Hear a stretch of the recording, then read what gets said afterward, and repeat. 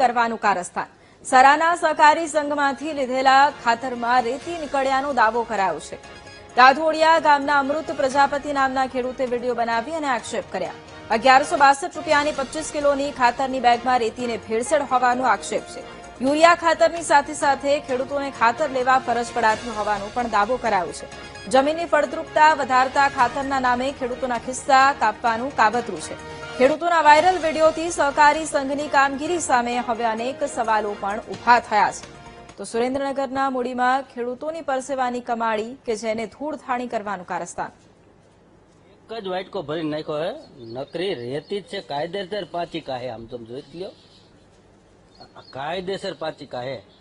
અને આ વિડીયો જે જોવે ને કોઈ ન્યૂઝ વાળા ને કોઈ જાણીતા હોય તો મારું ગામ છે દાધોડિયા, તાલુકો મૂડી, જિલ્લો સુરેન્દ્રનગર, અને મારું નામ છે અમૃતભાઈ લક્ષ્મણભાઈ પ્રજાપતિ, ગામ દાધોડિયા। મારો મોબાઈલ નંબર છે 95 372 10 9 42। કારણ કે આ રહ્યું ને 2 દિવસ મોજનું છે, જોઈ લ્યો, આ ઈદ છે, આ જોઈ લ્યો કાયદેસર। અને મારી પાસે આ આખી થેલી ભરેલી પડી છે। કાયદેસર કોઈ પણ વ્યક્તિને પ્રૂફ કરવું હોય તો તમ તારે મારો નંબર મેં આપ્યો હોય ને 95 372 10 9 42, એટલે આ કાયદેસર આમાં પ્રૂફ કરવાનું છે। જો એક થેલી તોડી છે અને એક થેલી।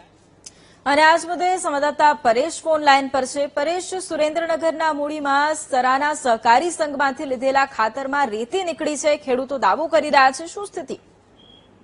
જી વૈભવી, ચોક્કસથી જણાવી દે તો મૂડીના દાઘોડિયા ગામના એક ખેડૂતે ખાતર લીધું હતું, જેમાં રેતી અને કાંકરી નીકળ્યા હોવાના આક્ષેપો કર્યા હતા અને વિડીયો સોશિયલ મીડિયામાં પણ વાયરલ કર્યો હતો। ખેડૂતોના આક્ષેપ મુજબ યુરિયા ખાતરની ખરીદી સાથે અન્ય ખાતરની જે બેગ આપવામાં આવે છે તેમાં આ પ્રકારનું ખાતર આવ્યા હોવાનો આક્ષેપ કરવામાં આવ્યો છે।